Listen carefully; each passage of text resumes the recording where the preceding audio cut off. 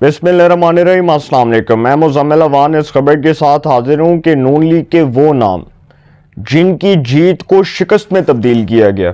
आप हैरान हो गए होंगे कि मैं ये क्या बात कर रहा हूँ। इस वीलॉग को लास्ट तक वॉच किएगा, इसमें मैं बड़े इंटरेस्टिंग फैक्ट्स आपके सामने रखने जा रहा हूँ। देखिए, नून लीग के वो नाम जो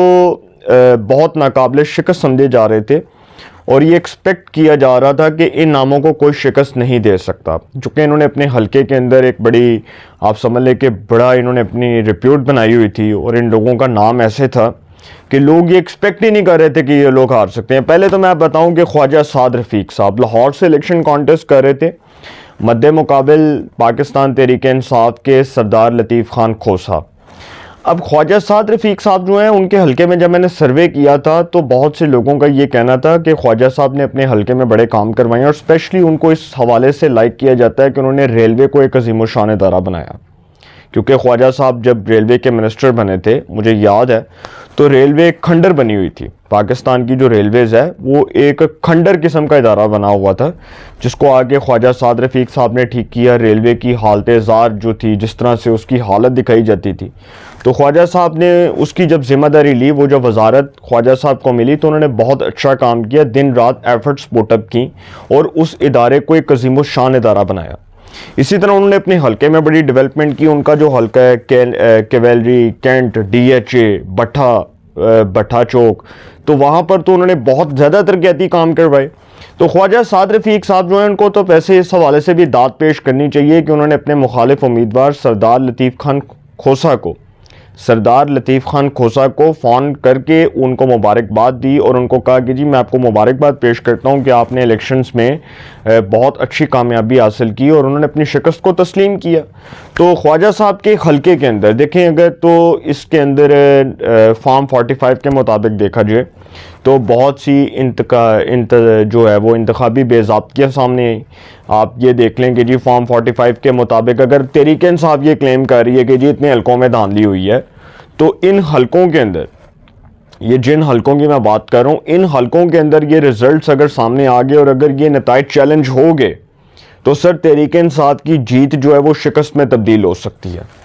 क्योंकि ख्वाजा साद रफ़ीक साहब जो है 2018 में जब इमरान खान साहब ने उनको शिकस्त दी थी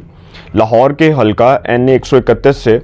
तो उस वक्त ख्वाजा साद रफ़ीक साहब जो है वो कुछ 100 वोटों से आ रहे थे, ठीक है। और ख्वाजा साहब ने ये कहा भी था कि ये जो ज़िमनी इलेक्शन होगा उसमें आपको पता चल जाएगा। फिर उनके मद्दे मुकाबिल ज़िमनी इलेक्शन में पाकिस्तान तहरीक इंसाफ के हुमायूं अख्तर खान को टिकट जारी किया गया और उनको शिकस्त हुई। ख्वाजा साहब जो हैं वो कौमी असम्बली के मेंबर बने मुस्लिम लीग नवाज के टिकट पर।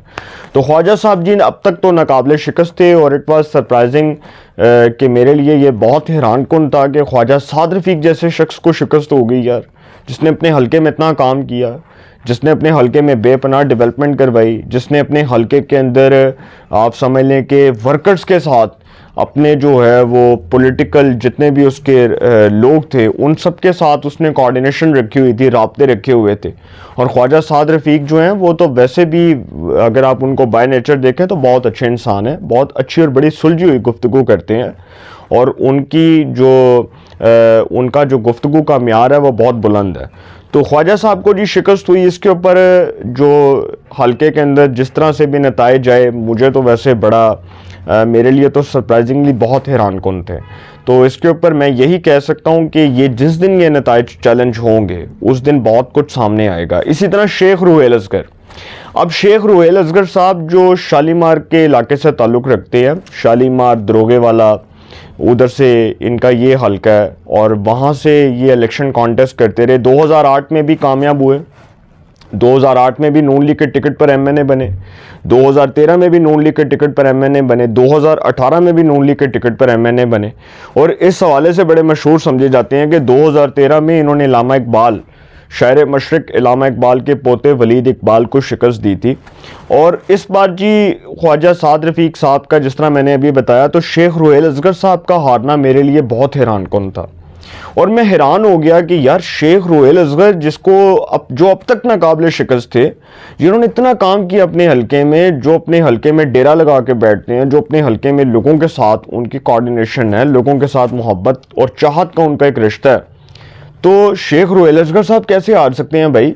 उनके हल्के में आज आप सर्वे कर लें तो आपको 90% वो लोग मिलेंगे जो नून लीग को वोट देने वाले लोग होंगे। अब एक अलग डिबेट है कि वसीम कादर साहब जो हैं वो नून लीग में शामिल हुए, डिप्टी मेयर रहे रावी टाउन के और नून लीग का हिस्सा थे। ठीक है, बिल्कुल थे, मैं इसको ये नहीं कह रहा कि जी नहीं थे, बिल्कुल थे, और उनका पुराना रिश्ता था नून लीग के साथ, पुरानी वाबस्तगी थी, और जिस बुनियाद पर वो तहरीक इंसाफ में गए थे उसकी मैं बुनियाद आपके सामने नहीं रखूँगा। वो जो रीज़न है वो बड़ी सॉलिड है, और वो हमजा शहबाज साहब के साथ उनके कुछ इख्तलाफात थे जिस बुनियाद पर उन्होंने नून लीग छोड़ी थी। तो इस हवाले से जी शेख रुहेल असगर साहब जो हैं वो किस तरह हारे, मैं इस बात पर हैरान हो गया कि 8,000 की लीड से आपने उनको शिकस्त दे दी। और ये टीवी पर जब खबर आई तो ये मेरे लिए बहुत हैरान कुन थी। मैंने शेख साहब से पूछा, मैंने कहा शेख साहब ये हुआ क्या है? तो शेख साहब ने बताया कि यार मैं अपनी शिकस्त तस्लीम करता हूँ, तो कोई बात नहीं बेटा, होता रहता है ऐसे। तो जिन्होंने खैर किया वो सबको पता है सर वो किसने किया। कुछ ऐसे लोग जिनको असेंबली से बाहर रखा गया किसी बुनियाद पर, मैं ये समझता हूँ, क्योंकि ये लोग जिनके मैं अब नाम लूँगा इनकी शिकस्त मेरी समझ से बाहर है कि ये लोग कैसे हार सकते हैं। तो शेख साहब जो हैं उनके हल्के में भी अगर सर देखा जाए, अगर वो इंतखाबी बेज़ाब्तियों को सामने रखा जाए और अगर इन नताइज को चैलेंज किया गया तो बहुत सी चीज़ें सामने निकलेंगी, और हो सकता है कि इस हल्के के अंदर सरप्राइजिंगली कोई ऐसे नताइज निकल आएँ जो मुखालिफ उम्मीदवार के लिए हैरान कुन हो, जबकि वो नून लीग में तो शामिल हो चुके हैं लेकिन उनके लिए हैरान कुन हो सकते हैं। इसी तरह मियाँ जावेद लतीफ़ साहब शेखुपुरा से ताल्लुक 2008 में एमएनए रहे नून लीग के टिकट पर, 2013 में नून लीग के टिकट पर एमएनए बने, 2018 में नून लीग के टिकट पर एमएनए बने, और इस बार जी उनको शिकस्त हो गई। 2018 में इन्होंने पाकिस्तान तहरीक इंसाफ के सईदुल्लाह विरक को शिकस्त दी, और 2018 में इन्होंने पाकिस्तान तहरीक इंसाफ के सईदुल्लाह विरक को शिकस्त दी थी, और 2024 के इंतखाबात में इनको खुर्रम शहजाद विर्क से शिकस्त हुई। खुर्रम शहजाद विर्क जो एक वकील हैं, बाय प्रोफेशन एक लॉयर, आई थिंक मेंबर भी रहे पंजाब बार काउंसिल के, और बड़ा नाम है उनका, शेखुपुरा में बड़ा नाम है। और इनकी शिकस्त की कुछ वजूहात बताई जाती हैं। कहा जाता है कि जी मियाँ जावेद लतीफ़ साहब जो थे वो राशिद तैयाब संधू जो थे उनके साथ उनके कोई इख्तलाफात थे जब वो तहरीक इंसाफ में चले गए। ये सर ये वजूहात नहीं है। देखें मियाँ जावेद लतीफ़ जो है उसका शेखुपुरा में बड़ा होल्ड है, उसका बड़ा स्ट्रॉन्ग होल्ड था, बड़ा स्ट्रॉन्ग वोट बैंक था। उसको कैसे शिकस्त हुई आई डोंट नो, मुझे नहीं पता, क्योंकि जब सर्वेज हो रहे थे तो पाकिस्तान के मीडिया चैनल्स ने जब शेखुपुरा का सर्वे किया था तो मियाँ जावेद लतीफ़ साहब जो हैं वो 65% पर थे, और जब लोगों से राय ली गई तो हतमी राय यही थी कि नून लीग को वोट दिया जाएगा, क्योंकि मियाँ जावेद लतीफ़ साहब ने भी अपने हल्के में एक बड़ी रिप्यूट बनाई हुई है, एक उनका एक बड़ा, आप समझ लें कि बहुत बड़ा किरदार सामने आया। और जिस तरह वो 3 बार एमएनए रहे और नवाज शरीफ के दरीना और वफादार दोस्तों में शुमार होते हैं, बल्कि नून लीग के साथ लॉयल हैं, अब तक लॉयल हैं, तो मियाँ जावेद लतीफ़ साहब की शिकस्त मेरी समझ से बाहर थी। और मैं खुद ये हैरान हो गया इस बात के ऊपर कि मियाँ जावेद लतीफ़ कैसे हार सकता है भाई। तो मियाँ जावेद लतीफ़ साहब जो है उन्होंने तो खैर ये भी कहा कि मैं नताइज को चैलेंज करूंगा, और जब मैं लाहौर हाई कोर्ट जाऊंगा तो इंतखाबी बेज़ाब्तियाँ उनके सामने रखूंगा फॉर्म 45 के मुताबिक, और बताऊंगा किन हल्कों में इस हल्के के अंदर शिकस्त हुई और कितनी मैसिव रैगिंग हुई। इसी तरह सर आबद शेर अली साहब जो हैं इस बार वैसे एक्सपेक्ट नहीं किया जा रहा था। आबद शेर अली साहब जीते हुए थे, उसकी मैं आपको रीज़न बता देता हूँ। देखें आबद शेर अली साहब 2008 में भी एमएनए रहे, 2013 में भी एमएनए रहे, 2018 में उनको शिकस्त हुई, और पाकिस्तान तहरीक इंसाफ के फ़ारूक हबीब साहब जिनके मुकाबले में वो इलेक्शन कॉन्टेस्ट कर रहे थे फैसलाबाद से कौमी असम्बली की नशस्त के ऊपर, वहाँ पर वो कुछ 100 वोटों से हारे, कुछ वोटों का फ़र्क था, इक्का दुक्का कुछ 100 वोटों का फ़र्क था। अब आबद शेर अली साहब जो है ना, आबद शेर अली साहब के मुखालिफ उम्मीदवार फ़ारूक हबीब साहब जो पहले तहरीक इंसाफ में थे, वो 9 मई के वाक़यात के बाद IPP में शामिल हुए, इस्तेकाम पाकिस्तान पार्टी में शामिल हुए, जहांगीर तरीन साहब की जमात में शामिल हुए, और सर आबद शेर अली साहब जीते हुए थे। उनके हल्के के अंदर सर्वे हुए और लोगों ने बताया कि जी सीधे वोट ही आबद शेर अली ने पाना, क्योंकि आबद शेर अली के वालिद चौधरी शेर अली जिन्होंने मुशर्रफ की आमरीत को ललकारा, मुशर्रफ की आमरीत का डटकर मुकाबला किया, उसके सामने खड़े हो गए थे मुशर्रफ की आमरीत के सामने। और आबद शेर अली की जो वालदा है, मुझे याद है कि मुशर्रफ दौर में जो उनके ऊपर कैदोबंद की सौबतें और जिस तरह से उनको पाबंद सलासल किया गया, जिस तरह से उनको घसीटा गया सड़कों के ऊपर, और वो ख़ानदान जो शुरू से मुस्लिम लीगी है, जो शुरू से नून लीग के साथ वफादारियां निभा रहा है, उस ख़ानदान के एक अजीम सपूत को आपने इलेक्शन से बाहर कर दिया 2018 में, और उसने कहा कि जी ठीक है, अगर ये इस तरह करना था तो मुझे मंजूर है। मैं कहता हूँ कि जी मुझे मंजूर है, लेकिन 2024 के अंदर जो हुआ, जिस तरह से आबद शेर अली साहब को यार बाहर किया गया, ये मेरे लिए वाकई में बहुत हैरान कुन था कि आबद शेर अली साहब तो जीते हुए थे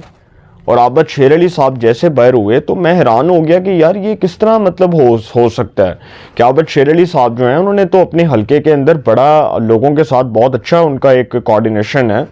उन्होंने लोगों के साथ एक ताल्लुक रखा हुआ है और लोग उनको पसंद करते हैं। आबद शेर अली साहब अपने हलके में भी ऐसे ही रहते हैं जैसे काम बंदा रहता है, तो उनको अपने गली मोहल्ले के इलाकों का, अपने मोहल्ले के लोगों का, हर फर्द का इल्म है उनको कि कौन कहाँ पर रहता है, कौन वहाँ पर रहता है, किसकी क्या वफादारी है, कौन किसके साथ अटैच है, उनको सब कुछ पता है कि वहाँ पर कितनी यूनियन काउंसिल्स हैं, वहाँ पर हमारे कितने चेयरमैन हैं। वो हर हफ्ते जो है हर इतवार को वो बैठते हैं, अपने हलके के लोगों को टाइम देते हैं। तो इस हलके के अंदर मैं ये समझता हूँ कि अगर ये नताइज चैलेंज हो जाते हैं लाहौर हाई कोर्ट में और आबद शेर अली साहब इसको चैलेंज करते हैं, तो इसमें से भी कुछ ना कुछ आप समझ लें कि बड़ा कोई खौफनाक नताइज निकल सकते हैं। मुखालिफ उम्मीदवार जो है, अगर उनकी जीत चैलेंज हो गई लाहौर हाई कोर्ट में या इलेक्शन ट्राइब्यूनल में,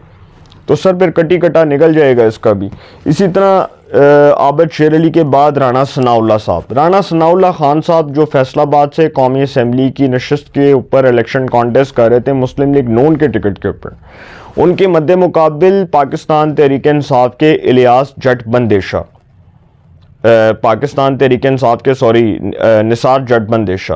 निसार जट बंदेशा जो है ये इलियास जट बंदेशा के रिश्तेदार बताए जाते हैं। इलियास जट बंदेशा जो साबका एमएनए रहे और पीपल्स पार्टी के बड़े क्लोज हुआ करते थे। तो राणा सनाउल्लाह साहब जो हैं वो फैसलाबाद से इस नशिस्त के ऊपर इलेक्शन कॉन्टेस्ट कर रहे थे और उनको शिकस्त हुई। और इस बार राणा सनाउल्लाह साहब की शिकस्त, मैं हैरान रह गया कि मुझे तो ऐसे लग रहा था कि राणा सनाउल्लाह जीते हुए हैं। जब सर्वेज हो रहे थे तो सारे रिजल्ट्स राणा सनाउल्लाह के हक में आ रहे थे, लोग कह रहे थे कि राणा सनाउल्लाह ही जीतेंगे, क्योंकि सर उन्होंने फैसलाबाद में काम बहुत करवाए हैं। जब वो शहबाज शरीफ की 16 महीने की हुकूमत में वफाकी वज़ीर दाखिला बने, मिनिस्टर फॉर इंटीरियर बने, तो उन्होंने फैसलाबाद को बहुत अच्छे डेवलपमेंट प्रोजेक्ट्स दिए, फैसलाबाद में काम किया। फैसलाबाद का एक जो हुलिया था, जो हुलिया बिगड़ा हुआ था तहरीक इंसाफ के दौर में, जिस तरह तहरीक इंसाफ के वो बहुत से लोग थे, वो एक खैर उमर फारूक साहब थे जो वज़ीर आला पंजाब के मुशीर थे, उस्मान बुज़दार के मुशीर बने हुए थे वो, उन्होंने जिस तरह से फैसलाबाद का हुलिया बिगाड़ा, फिर उस तरह कुछ ऐसे लोग थे, फैज़ुल्लाह का मौका, फ़ारूक हबीब साहब तो वज़ीर मुमलिकत थे इमरान खान की हुकूमत में, उनकी काबीना में। तो सर मैं ये हैरान हूँ वैसे कि राणा सनाउल्लाह साहब को हरवा दिया गया और राणा सनाउल्लाह साहब को वाकई में हरवाया गया। ये बात मेरी आप लिख लें कि राणा सनाउल्लाह साहब अब तक नाकाबिले शिकस्त थे और जितने सर्वेज हुए उनके मुखालिफ टीवी चैनल्स ने सर्वेज किए, उन्होंने बताया कि राणा सनाउल्लाह साहब जो है नाकाबिले शिकस्त हैं। तो अगर इस हल्के में ये फॉर्म 45 के मुताबिक देखा जाए तो इंतखाबी बेज़ाब्तियाँ सामने आएंगी, और जब इंतखाबी बेज़ाब्तियाँ बड़े पैमाने पर सामने आएंगी तो इलेक्शन ट्राइब्यूनल इस हल्के में निसार जट बंदेशा की कामयाबी को कलअदम करार दे सकता है। और इसी बुनियाद पर कि जो इस हल्के में मैसिव रैंकिंग हुई है, उसके साथ मेरे पास रिजल्ट्स हैं जिनके मैं आपको बता रहा हूँ। इन हल्कों के फॉर्म 45 के मुताबिक मेरे पास रिजल्ट्स पड़े हुए हैं ऑफिशियल, इसलिए मैं ये व्लॉग कर रहा हूँ। मैं ये किसी बुनियाद पर या किसी की जो है ना वो चापलूसी या टीसियों के लिए ये व्लॉग नहीं कर रहा। मेरे पास फॉर्म 45 के मुताबिक इन हल्कों में इंतखाबी बेज़ाब्तियों के मुताबिक फॉर्म 45 के मुताबिक वो नताइज मेरे पास मौजूद हैं, जिन नताइज के मुताबिक इलेक्शन ट्राइब्यूनल इन हल्कों के अंदर इलेक्शन को कलअदम करार दे सकता है और उन मुखालिफ उम्मीदवार की जीत को कलअदम करार दिया जा सकता है जो लोग जीते हैं। तो इसी तरह जी आखिरी जो हैं वो बरजीज़ ताहिर साहब, सांगला हिल से ताल्लुक़, और बरजीज़ ताहिर जो साबिक गवर्नर भी रहे गिलगित बल्दिस्तान और अमूर कश्मीर के, और साबिक वफाकी वज़ीर भी रहे और कश्मीर अमूर की वजारत थी उनके पास। तो बरजीज़ ताहिर साहब जो हैं वो इस बार हार गए अरशद शाही से। अरशद शाही जो है ना, देखें सर, अरशद शाही के बारे में मैं आपको एक बात बताता हूँ कि अरशद शाही साहब जो है इनकी सियासत है क्या। अरशद साई साहब ने सारी ज़िंदगी कोई पार्टी नहीं छोड़ी, पहले काफ लीग, पीपल्स पार्टी, फिर पीटीआई। और मुझे याद है कि 2012 के अंदर जब ये बरजीस ताहिर साहब एमएनए थे नून लीग के, और उनके नीचे 2 एमपीए थे, राना अरशद और तारक बाजवा, मुस्लिम लीग नून के। अब अरशद साई साहब जो है ना, वो उस वक्त उनका दूर दूर तक पीटीआई से कोई ताल्लुक नहीं था, वो पीपल्स पार्टी के सरकर्दा रहनुमाओं में शुमार होते थे, बल्कि वो काफ लीग में भी रहे, मुशर्रफ दौर में वो काफ लीग में भी रहे।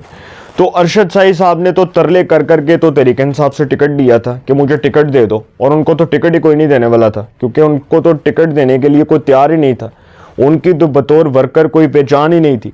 तो अरशद साई साहब जो है जी, वो टिकट के लिए लाइन में लगे होते थे तहरीक इंसाफ के। मुझे याद है 2018 में 13 में बेचारा टिकट के लिए अप्लाई कर रहा था, उसको टिकट ही नहीं मिली। 2024 में उसके वारे न्यारे हो गए कि तहरीक इंसाफ का कोई टिकट लेने वाला नहीं था, तो उसने टिकट ले लिया।